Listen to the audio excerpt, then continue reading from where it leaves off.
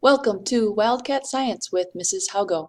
We are on the Reproductive System, Chapter 23, Part 2.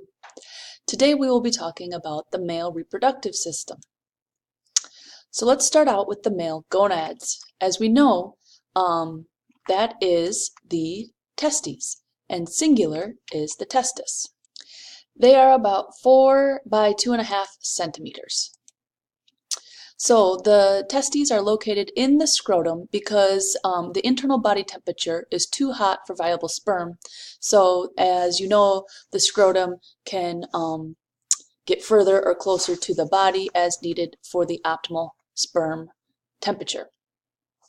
So most tissue of the testis for one, is long coiled tubes called seminiferous tubules. The main function is produce sperm, which is known as spermatogenesis. The testes also produce androgens, which are hormones. Primarily among them is testosterone.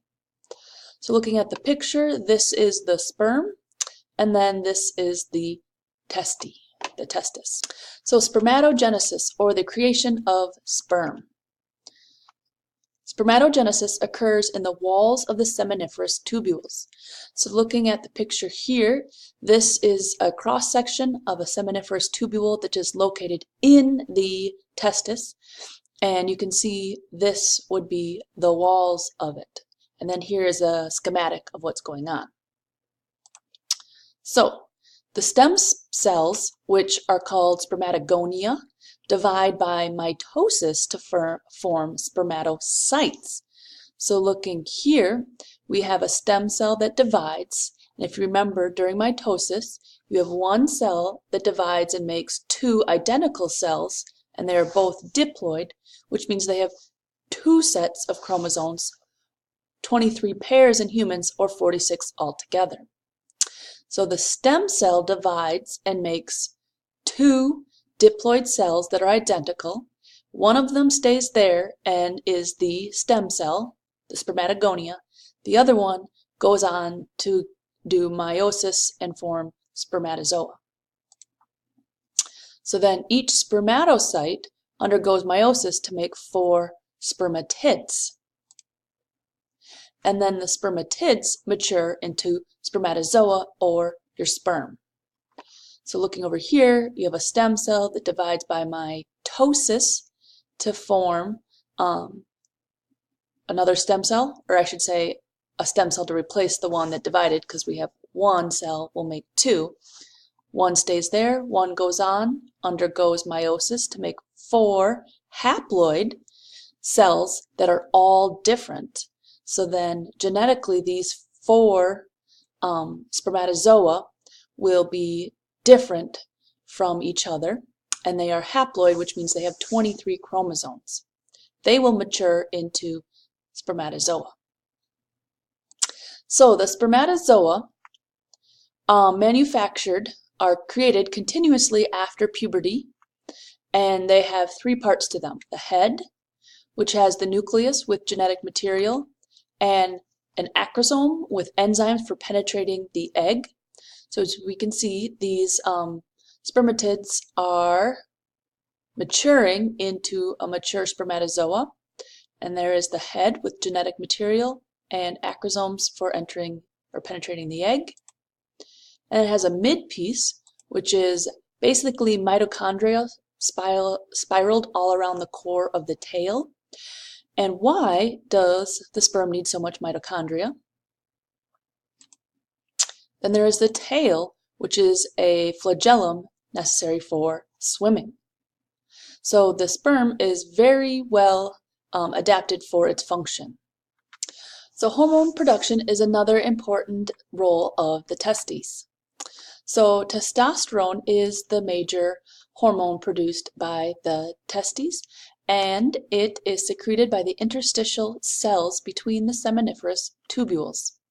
So if you remember, the seminiferous tubules is where the spermatozoa are created, and then in between there is some endocrine function. The testosterone is released.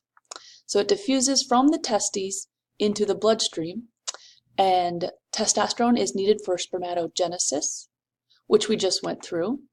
It is also responsible for the maintenance of reproductive structures, and it is responsible for all secondary sex characteristics of males, so a larger muscle mass, a deeper voice, and things like that.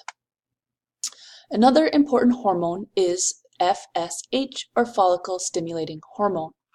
It is released from the anterior pituitary gland, and it is needed for spermatogenesis. Okay, now we will be talking about the accessory organs of the male reproductive system. So we will be going through each one of them individually, and you should write them down then.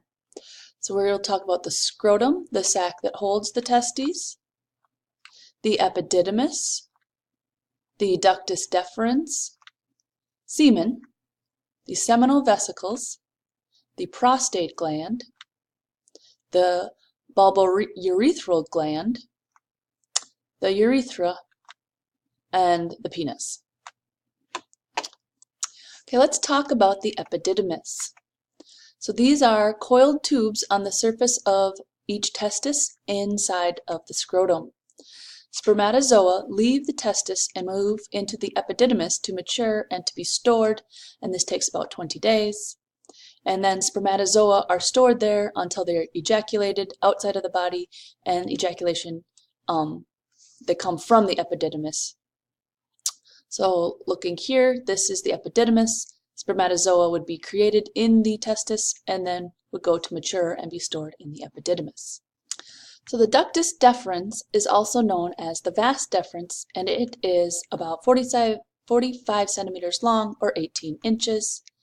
It transports spermatozoa during ejaculation, and it runs superiorly from the scrotum, curves up around the bladder, and becomes the ejaculatory duct where it meets the seminal vesicles. Semen is a mixture of spermatozoa and secretions that is expelled from the body. It is a sticky, milky white fluid with a pH of about 7.2 to 7.8. The question for you is, what is the purpose? Why is semen slightly basic? Semen helps transport, nourish, or feed, and protect the spermatozoa. The seminal vesicles are the first gland that adds fluid to the spermatozoa and kind of starts making semen. They are twisted muscular tubes that are posterior to the bladder, and seminal vesicles join the ductus deferens to become the ejaculatory duct. They secrete seminal fluid, which is a thick yellow-like alkaline fluid. Seminal fluid contains sugars and fluids that nourish the spermatozoa, and it makes up the bulk of semen. It's about 60% of semen, and spermatozoa and seminal fluid mix in the ejaculatory duct. The next gland involved in semen is the prostate gland. And so this gland is about the size of a walnut, and it is located between the bladder and the penis, and it is anterior to the rectum. The urethra and the ejaculatory duct both run through the prostate. So you can see the urethra going through, and then the ejaculatory duct also runs through. The prostate gland will secrete an alkaline fluid, and remember, alkaline means it is basic. It will help neutralize any acidity in the urethra or in the vagina, and that helps protect the sperm. The prostate also has muscular tissue, which during ejaculation will contract and help expel the sperm out of the body.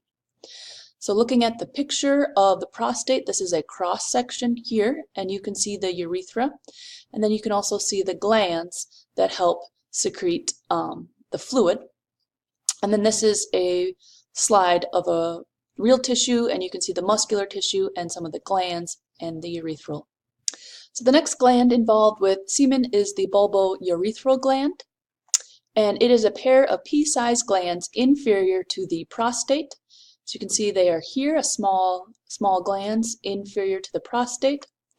It will secrete mucus during sexual excitement and during ejaculation, and that mucus acts as a lubricant. It is also known as the Cowper glands. So as you can see, it will add the mucus to the urethra, the ejaculatory duct coming down. So we have made our way through the body, and we are now at the external genitalia, which includes the scrotum, as we know, is a sac that holds the testes and keeps them, the spermatozoa, at a viable temperature. And then the penis, which has three parts: the root, which is attached, that is inside the body, the shaft or the body, and then the glans penis, which is the tip or the head. The glans penis is covered by a loose fold of skin, which is a prepuce, also known as the foreskin, and that is removed during circumcision. Circumcision is a surgery that is, there's controversy within the medical field if it is needed for cleanliness and disease prevention. Some say it helps, and some say it is simply for religious and cultural reasons. So the penis internally is made up of spongy tissue, and this tissue is often empty and flaccid, but it will fill with blood and enlarge during erection, and this is under parasympathetic nervous control, so kind of more the rest and digest part of the autonomic nervous system. So ejaculation is the expulsion of semen through the urethra. So messages from the spinal cord stimulate contraction of smooth muscles in the prostate gland, and then contraction of skeletal muscles in the pelvic floor. And ejaculation is under sympathetic control, which is different than the erection, which was under parasympathetic control. The average ejaculate is 2 to 5 milliliters of semen, which contains about 50 to 150 million spermatozoa per milliliter, and it's again about 2 to 5 milliliters. And after ejaculation, the spermatozoa can live between 2 hours and 5 to 7 days, depending on its circumstances. And FYI, a fertile female vagina is pretty optimal circumstances, so it'd be closer to the 5 to 7 days than the 2 hours. So, or we should say more likely, it's closer to the days than hours. And it only takes one out of those about 400 million sperm to fertilize the egg and make a baby. So if that is not one's goal, one needs to be taking precautions. So that concludes the male reproductive system, and in our next video we'll be talking about the female reproductive system. All right, thank you.